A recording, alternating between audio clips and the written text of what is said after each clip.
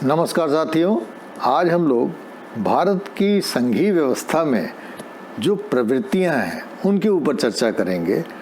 जैसा कि हम सभी लोग जानते हैं कि भारत एक संघात्मक शासन व्यवस्था है और भारतीय संविधान का जो पहला प्रावधान है अर्थात article 1 of the Indian constitution, वही ये कहता है कि India that is Bharat shall be A union of state, अर्थात इंडिया जिसे हम भारत के रूप में जानते हैं वो राज्यों का एक संघ होगा। तो फेडरल और यूनियन के बारे में हम लोग किसी वीडियो में पहले भी चर्चा कर चुके हैं, इसलिए उस पर नहीं जाएंगे। लेकिन हमारा constitution union of state phrase use करता है कि भारत जो है एक ऐसा संघात्मक व्यवस्था है जहाँ पे कि राज्यों का यूनियन किया गया है, अर्थात राज्य कोई सेपरेट भौतिक इकाइयाँ नहीं है, बल्कि एक शरीर के जैसे सावयव होते हैं, उस प्रकार से उनकी संरचना है। अब जैसा कि हम लोग जानते हैं कि किसी भी संघात्मक व्यवस्था में 4 चीज़ें ख़ास तौर से होनी चाहिए। पहली चीज़ कि वहाँ 2 प्रकार की शासन प्रणाली, 2 प्रकार की शासन व्यवस्थाएं, 2 प्रकार के शासन होने चाहिए। एक जिसको हम केंद्रीय या संघीय शासन कहते हैं, दूसरा जिसको हम प्रांतीय शासन कहते हैं। तो भारत में 2 प्रकार की शासन है, आप जानते हैं, एक भारत सरकार है और नाना प्रकार के यहाँ पे राज्य सरकारें हैं। दूसरी चीज़ कि जब 2 प्रकार के शासन होते हैं, 2 प्रकार की सरकारें होती हैं, तो उनके बीच में शक्तियों का विभाजन भी होना जरूरी है। वो भी हमारे संविधान की 7वीं अनुसूची में आप जानते हैं कि लिखा हुआ है कि एक केंद्रीय सूची है जो केंद्र सरकार को शक्तियां देती है, दूसरी राज्य सूची है जो राज्यों को शक्तियां देती है, और तीसरी समवर्ती सूची है जिसपे कि दोनों ही सरकारें शक्तियां प्राप्त करती हैं। दूसरी चीज़ भी हो गई। तीसरी चीज़ ये होती है कि ये जो शक्ति विभाजन होता है केंद्र सरकार और प्रांतीय सरकारों के बीच में, ये बाकायदा एक संविधान में लिखा होना चाहिए, लिखित होना चाहिए, मौखिक नहीं होना चाहिए। तो और वो संविधान कठोर होना चाहिए। कठोर का मतलब कठिनता से परिवर्तनशील होना चाहिए और सर्वोच्च भी होना चाहिए। ये भी हम जानते हैं कि हमारे यहाँ एक लिखित संविधान है जो कठिनता से परिवर्तित हो सकता है, अर्थात उसके लिए एक विशेष बहुमत की आवश्यकता होती है, संसद के 2/3 बहुमत की आवश्यकता होती है। तो एक कठोर बहुमत भी चाहिए उसके लिए। और हमारा संविधान सर्वोच्च है, हर जगह जब भी बात होती है तो हम संविधान की दुहाई देते हैं, अर्थात संविधान सबके ऊपर है। तो तीसरी चीज़ भी है। और चौथी चीज़ कि इसके बावजूद भी अगर केंद्र और राज्य के बीच में कभी कोई स्पर्धा हो, कभी कोई संघर्ष हो, तो उसके समाधान के लिए एक स्वतंत्र और निष्पक्ष न्यायपालिका होनी चाहिए, जो भारत में है। आप जानते हैं सर्वोच्च न्यायालय, उच्च न्यायालय, और ये सारी व्यवस्थाएं हमारे यहाँ हैं। तो भारत एक संघीय व्यवस्था है। लेकिन विवाद इस पर केसी वेयर ने उठा दिया कि उन्होंने कह दिया कि जी भारत तो एक क्वाजी फेडरल स्टेट है, अर्थात पूरी तरह से संघात्मक व्यवस्था नहीं है, एक अर्ध संघात्मक व्यवस्था है। अब ये उनका जो कथन है, ये वास्तव में इस आधार पे उन्होंने शायद ऐसा एक, क्योंकि शुरुआती दौर की ये बात थी कि संविधान जब बनाया गया था तो बहुत सारे उसमें एकात्मक फीचर, जैसे एकल नागरिकता है ना, एक आप न्यायपालिका है जो कि इंटीग्रेटेड न्यायपालिका है, केंद्र से राज्य तक, राज्यों की अलग न्यायपालिका नहीं है और केंद्र की अलग न्यायपालिका नहीं, इंटीग्रेटेड हमारे यहाँ जुडिशियल सिस्टम है। इसी प्रकार से आप जानते हैं कि इमरजेंसी के प्रोविजंस हैं, जिसमें कि आर्टिकल 352, आर्टिकल 356 आर्टिकल 360 के प्रावधान और बहुत सारी ऐसी बातें हैं हमारे संविधान में जो कि एकात्मकता की तरफ हमको संकेत करती हैं कि शांति व्यवस्था में भी, शांति काल में भी और आपातकाल में भी, दोनों कालों में हमारे संविधान में बहुत सारे ऐसे तत्व हैं जिसको हम कह सकते हैं कि वो एकात्मक व्यवस्था की ओर संकेत करते हैं। तो इस आधार पर केसी वेयर ने कह दिया कि जी हम अर्ध संघात्मक है, हम क्वाजी फेडरल है। लेकिन आज हम सभी लोग जानते हैं कि 75 वर्ष हम लोग आज़ादी के मना रहे हैं और संविधान बने हुए हम लोग 1949 में हमारा संविधान बना और 1950 से लागू हुआ, और इस प्रकार से आज हम देखें तो 72 साल लगभग हमारे संविधान को हो गए हैं। तो संविधान के 72 सालों में अगर हम अपने संघात्मक व्यवस्था की वर्किंग को देखें, उसकी कार्यप्रणाली को देखें, तो हमें दिखाई देता है कि हमारी जो संघात्मक व्यवस्था है उसने एक शुद्ध संघात्मक व्यवस्था की तरह से काम किया है।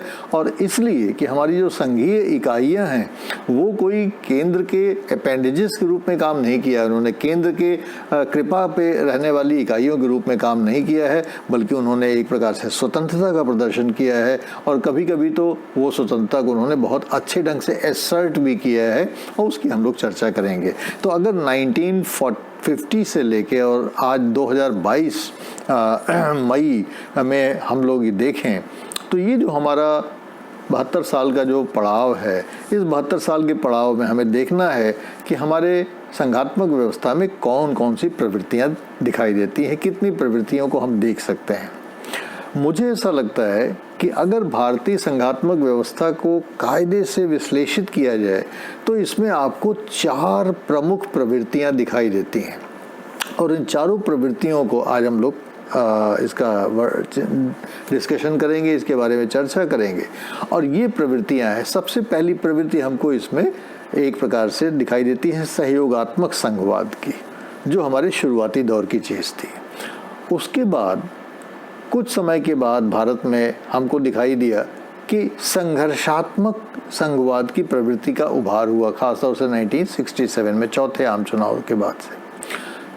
फिर हमने देखा कि जब एलपीजी का एरा आया, अर्थात लिबरलाइजेशन, प्राइवेटाइजेशन और ग्लोबलाइजेशन का एरा आया, तो लिबरलाइजेशन, प्राइवेटाइजेशन और ग्लोबलाइजेशन अर्थात उदारीकरण, निजीकरण और वैश्वीकरण का युग जब शुरू हुआ तो हमारे यहाँ स्पर्धात्मक या प्रतियोगात्मक संघवाद का जन्म हुआ।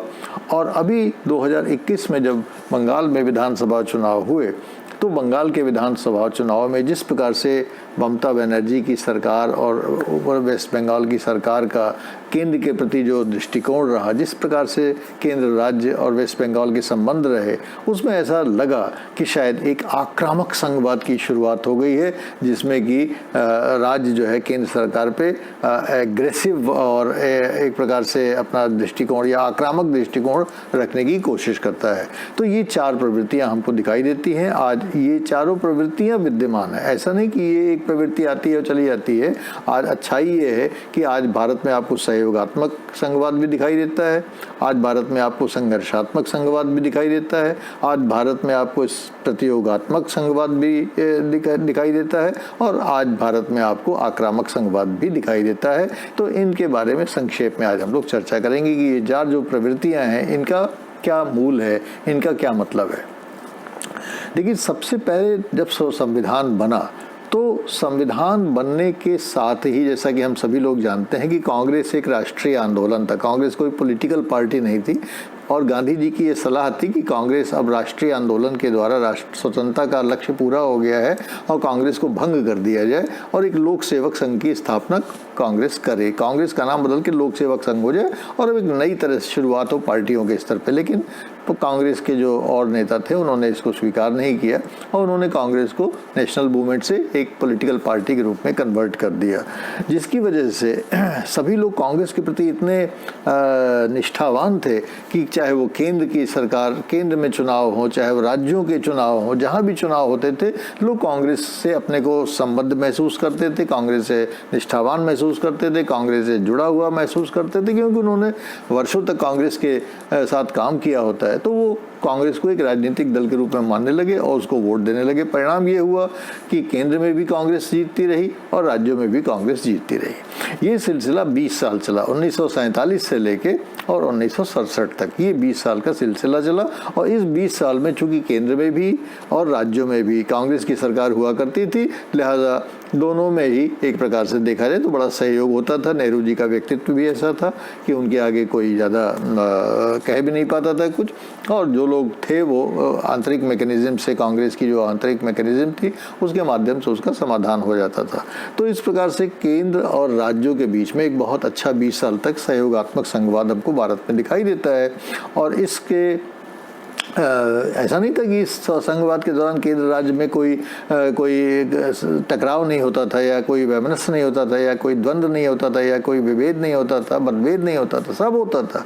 लेकिन उसकी एक इंस्टीट्यूशनल मैकेनिज्म कांग्रेस पार्टी थी कि कांग्रेस पार्टी ही का शासन केंद्रों में भी था और कांग्रेस पार्टी का ही शासन राज्यों में भी था। तो वो पार्टी के मंचों पर वो समस्या का समाधान नहीं हो जाता था। वो गवर्नमेंट्स दोनों एक प्रकार के एक ही, जिसको हम हाई कमांड कहते हैं, तो हाई कमांड कल्चर की वजह से कांग्रेस अपने राज्यों को निर्देशित करती थी और हाईकमांड का जो निर्णय होता था राज्य की यूनिट को मानना पड़ता था। और इस प्रकार से सहयोगात्मक संघवाद 20 साल तक भारत में 1947 से 1967 तक चलता रहा।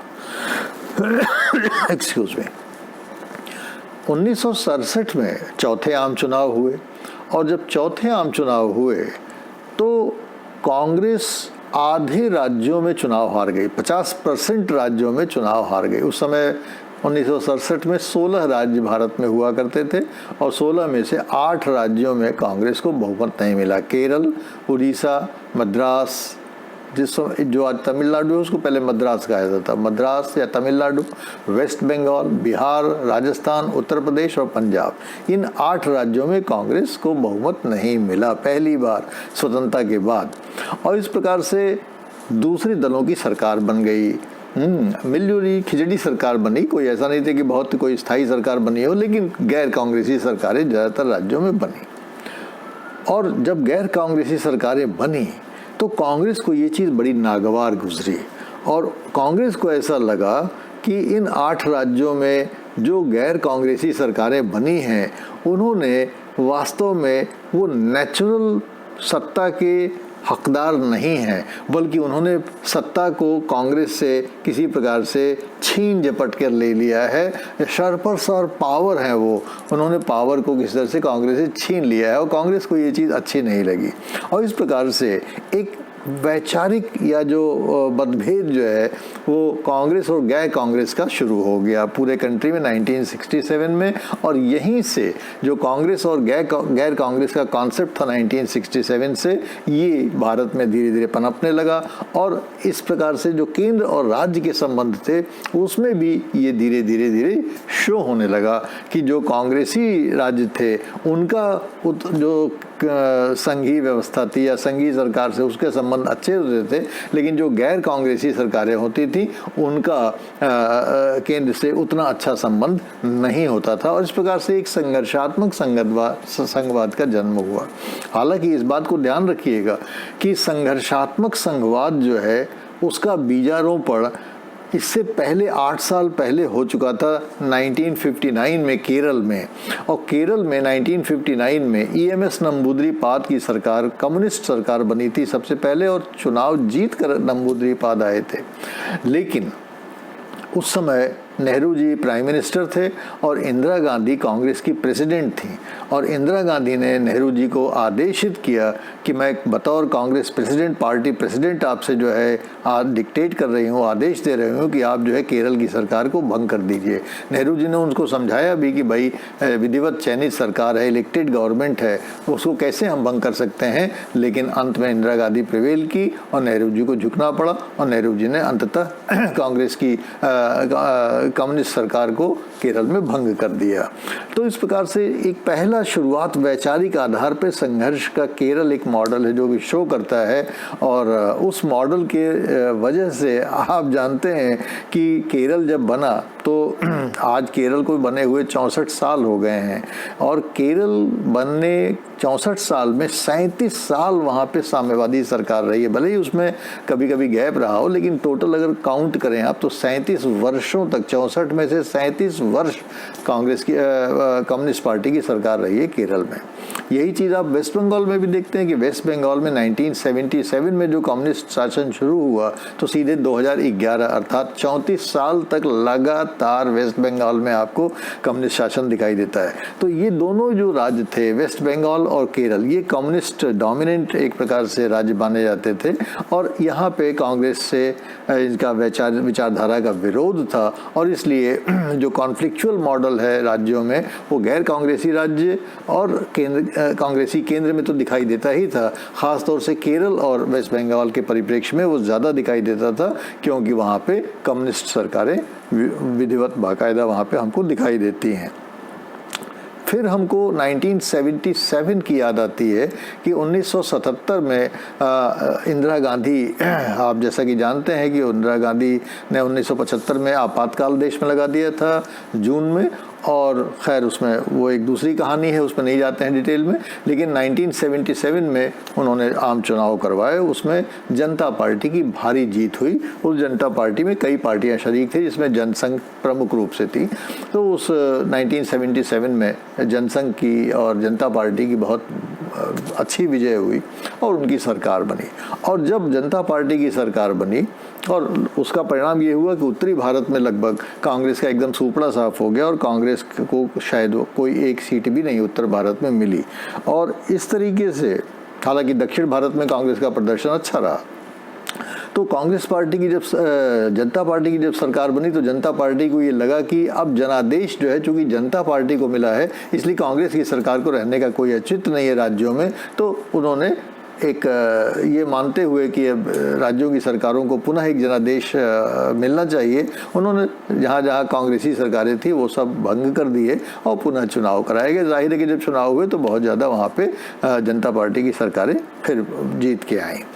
1980 आया, 2 ही 3 साल के जहाँ जनता पार्टी का शासन, उसके बाद से फिर जैसा कि हम लोग जानते हैं कि 1980 में लोकसभा के चुनाव हुए और इंदिरा गांधी भारी बहुमत से जो है फिर जो है जीत के 1980 में आ गई। और जब इंदिरा गांधी आई तो उन्होंने भी वही कॉन्फ्लिक्चुअल मॉडल अपनाया जो जनता पार्टी ने किया था, अर्थात जहाँ जहाँ जनता पार्टी की सरकारें थी उन्होंने भी कहा कि साहब जनादेश जो है कांग्रेस को मिला है, लिहाजा उन्होंने जनता पार्टी की सरकारों को राज्यों में बढ़। तो इस प्रकार से एक संघर्ष का वातावरण वैचारिक आधार पे, दलगत आधार पे हमको सूत्रपात दिखाई देता है। 1967 में शुरुआत हुई, 1977 में ये बलवती हुआ और 98 में इसका रेप्लिकेशन हुआ।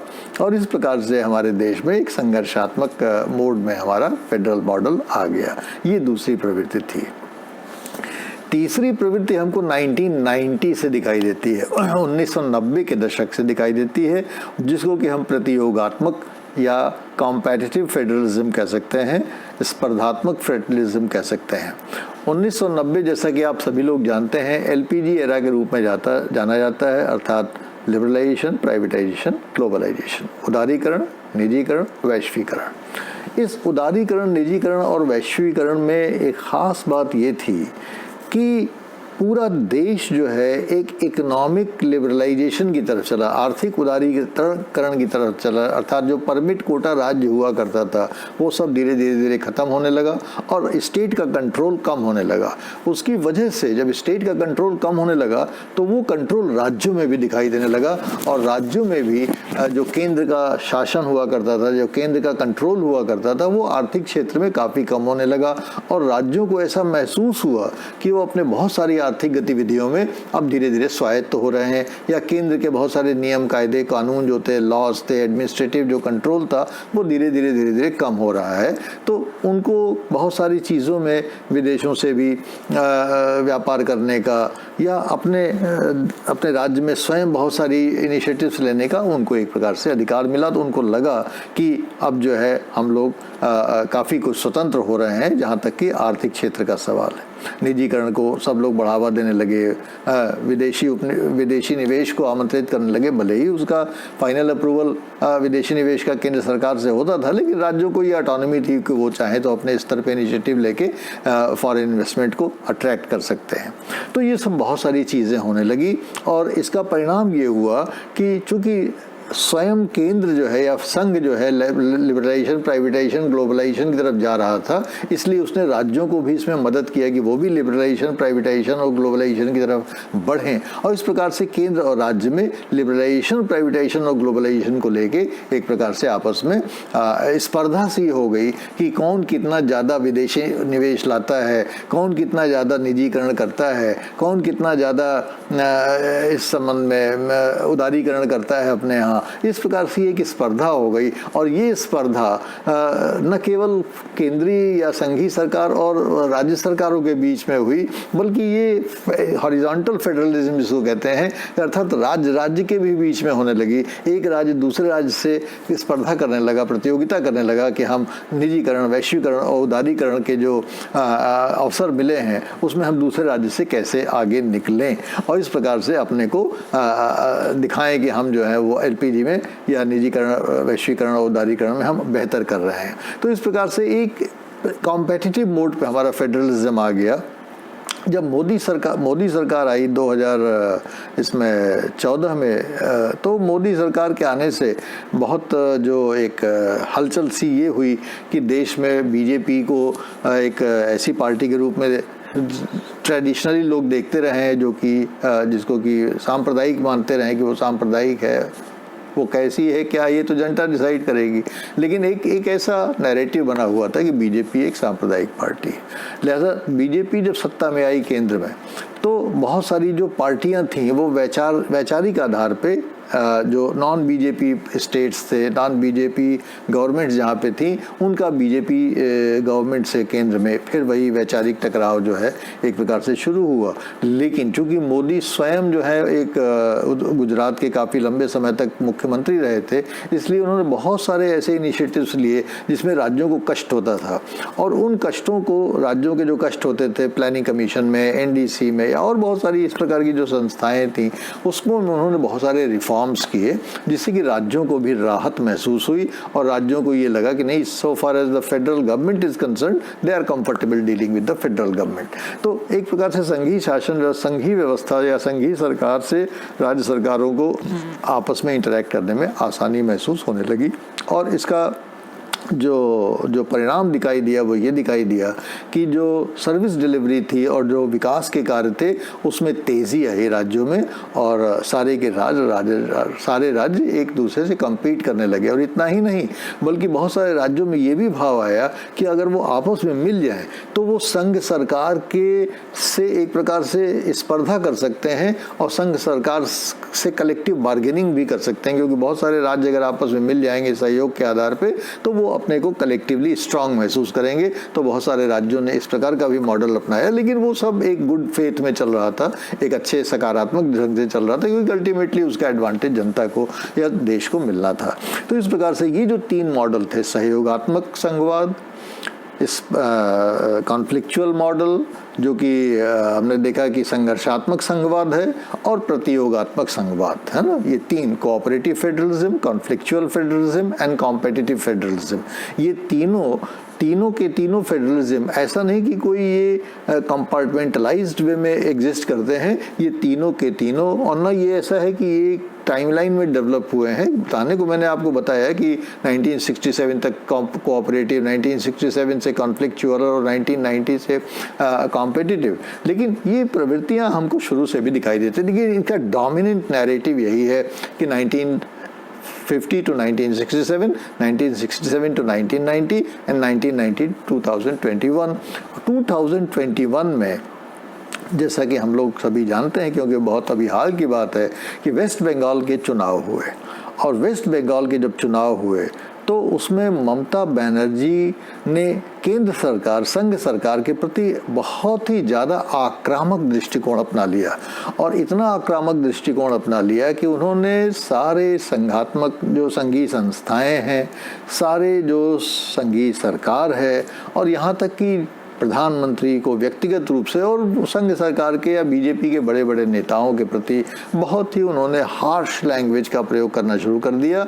और एक ऐसा लगा कि जैसे पूरा बंगाल जो है, वेस्ट बंगाल एक प्रकार से संघ सरकार के ऊपर जैसे फॉल इन होना चाहता है, आक्रामक होना चाहता है, अटैक करना चाहता है, कॉम्बेटिव होना चाहता है, जैसे लड़ाई झगड़े वाला जो माहौल होता है, वो एक प्रकार से लोगों को ऐसा लगने लगा कि भाई क्या बात हो गई। वेस्ट बंगाल का वैसे जो ट्रेडिशनल वो रहा है कि वो थोड़ा सा डिफरेंट पोस्चर लेता रहा है, कम्युनिस्ट गवर्नमेंट का बहुत लंबे समय तक वहाँ 34 साल तक कम्युनिस्ट गवर्नमेंट रही, तो उस दृष्टिकोण से तो वो कॉम्पिटिटिव वो काफ़ी हार्श रहा है वेस्ट बंगाल का केंद्र के प्रति दृष्टिकोण। लेकिन ममता बनर्जी ने तो सारी हदों को पार करके, इसको लक्ष्मण रेखा कहते हैं, उसको पार करके उन्होंने केंद्र सरकार के प्रति इस प्रकार का दृष्टिकोण अपना लिया जैसे कि वो बिल्कुल केंद्र सरकार से युद्ध की भूमिका में आ गई हों। तो ये थोड़ा सा एक नई प्रवृत्ति थी। कॉन्फ्लिक्ट तो ठीक है, लेकिन और ममता बनर्जी का जो अपना पर्सोना है, अपना व्यक्तित्व जो है, उसमें जैसा कि हम देखते हैं कि ऐसा नहीं कि उन्होंने मोदी सरकार के प्रति ही किया हो। जब लेफ्ट गवर्नमेंट थी वेस्ट बंगाल में, तब भी वो उसी प्रकार से उनके प्रति आक्रामक थी। जब मनमोहन सरकार थी कांग्रेस की, तब भी वो उसी प्रकार से आक्रामक थी, और जब मोदी सरकार आई है तो वो उसी प्रकार से आक्रामक हैं। यहाँ तक कि उन्होंने तीनों सरकारों पे ये चार्ज लगाया कि ये सरकारें हमारे विरुद्ध जो है एक प्रकार से स्पाइंग करती हैं, जासूसी करती हैं। और उन्होंने खासतौर से जीतने के बाद भी उन्होंने इतना स्टेट स्पॉन्सर्ड हिंसा वहाँ पे हुई बंगाल में, जिसमें कि बहुत ही वो अपने आप में भारतीय लोकतंत्र में एक प्रकार से ब्लैक स्पॉट है हमारे लोकतंत्र में, जिसमें कि सरकार के द्वारा स्पॉन्सर्ड हिंसा रही थी, या ऐसा माना जाता है कि सरकार ने उस हिंसा में एक भूमिका निभाई, और उस भूमिका का संकेत ममता बनर्जी ने चुनाव के दौरान दे दिया था। उन्होंने कहा था कि खेला होबे को लोग समझते थे कि अच्छा खेला होबे में कुछ थोड़ा बहुत होगा, लेकिन ये तो बहुत ज़्यादा वायलेंट खेला होबे हो गया वहाँ पे, जिसमें कि बेचारे वो लोग मारे गए जो कि जिनके प्रति हिंसा हुई, रेप हुआ, मॉलेस्टेशन हुआ, जिन पर कि टीएमसी के लोगों को ये शक था कि उन्होंने बीजेपी को वोट दिया है। तो ये अपने आप में एक बहुत ही अजीब बात थी। और भी बहुत सारे उदाहरण थे, जो कि जैसे चीफ सेक्रेटरी को अलप्पन बंदोपाध्याय को रिलीव करने से मना कर दिया ममता बनर्जी ने, और उनको बल्कि एक्सटेंशन दे दिया। या इसके पहले जो वहाँ कलकत्ता के जो पुलिस कमिश्नर थे राजीव कुमार, उनको जब सीबीआई इंटरोगेट करने गई तो उन्होंने वहाँ धरना दे दिया। और बहुत सारी ऐसी चीज़ें। वेस्ट बंगाल आप सभी जानते हैं कि एक इंटरनेशनल बॉर्डर स्टेट है, बांग्लादेश, भूटान और नेपाल से उसकी सीमाएं मिलती हैं। हमारी जो इंडिया की एक्ट ईस्ट पॉलिसी है उसके लिए वो कितना क्रूशल है, क्योंकि चाइना और तरह तरह के उसमें जो देश हैं उनका एक प्रकार से वो हमारी बहुत ही मेजर पॉइंट है वेस्ट बंगाल और नॉर्थ ईस्ट हमारा। तो बहरहाल कहने का आशय ये है कि भारतीय संघवाद को अगर हम देखते हैं तो भारतीय संघवाद में ये चारों प्रवृत्तियां, सहयोगात्मक संघवाद, उसके बाद इस पर ये कॉन्फ्लिक्चुअल मॉडल जिसको कि हमने संघर्षात्मक संघवाद की संज्ञा दी है, प्रतियोगात्मक संघवाद अर्थात कॉम्पिटिटिव फेडरलिज्म, और कॉम्बैटिव फेडरलिज्म अर्थात आक्रामक संघवाद। ये चारों संघवाद की ये चार प्रवृत्तियां हमको दिखाई देती हैं। लेकिन ख़ास बात इसका ध्यान रखिएगा कि ये चारों के चारों एक प्रकार से को एग्जिस्ट कर रही हैं। ऐसा नहीं कि ये एक अकेले के लिए एग्जिस्ट करती हैं। आज वर्तमान स्थिति ये है कि ये चारों प्रवृत्तियां एक साथ एग्जिस्ट कर रही हैं, और ये हमारे पूरे फेडरलिज्म को एक प्रकार से नया आयाम दे रही हैं। और आज अगर केसी वेयर साहब होते जिंदा तो ज़रूर अपनी क्वाजी फेडरल की जो थीसिस थी उसको ज़रूर रिवाइज करते।